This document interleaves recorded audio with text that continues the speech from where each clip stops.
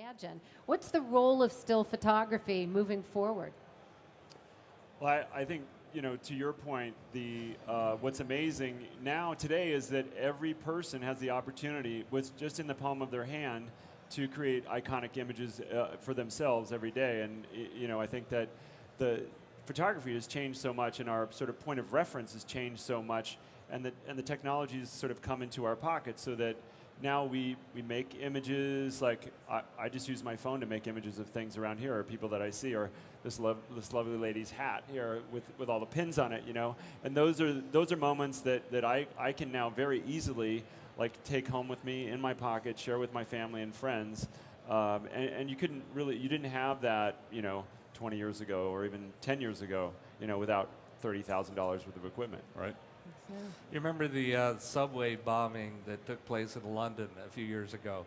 That most of the imagery from that event was shot with cell phone cameras, including this incredibly beautiful, eerie video of people who survived the train bombing walking down through the dark tunnel.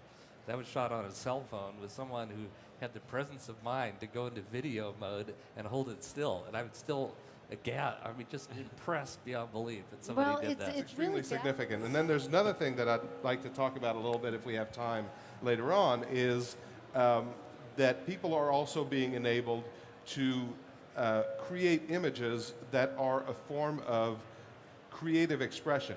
And in effect, what is happening is that photography, more so than video, but digital photography is becoming the first mass market artistic medium in the history of humanity. And if we have the time, I'd like to say a few more words about that. Excellent. Please say a little bit more now, because I think that's fascinating, because you think about there's so many opportunities to capture images, there's so many opportunities to share images, but we haven't really thought about or talked about images as art. Sure. So there's two things that have happened. The first is that digital cameras across the range, and most significantly actually the point and shoots, have gotten so good that if you can frame a good image, the camera is going to do the rest for you. And that means that you are going to get tremendously great rewards in terms of your artistic expression with very little of a pain and learning curve.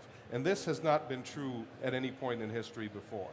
The other thing that's equally important is the internet. The internet means that now you can have a worldwide audience on sites like Flickr, for instance, is the best known, for this art that you've created. And you have the opportunity to exchange ideas and comments and get feedback from people who are like-minded throughout the world, which is absolutely essential to anyone who has a creative impulse. You have to have the ability to have feedback with a community.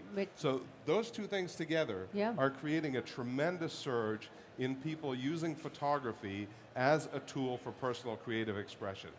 We did some research recently where we found, first of all, that the numbers of people doing so were rising tremendously fast, and how well it was working for people. Over 75% of people said that doing so had increased their enjoyment of photography and made them a better photographer. So I want to encourage anybody who has a creative impulse and is going, I don't have the time to learn painting, pottery, I'm going to get dust all over. Try digital photography. So a little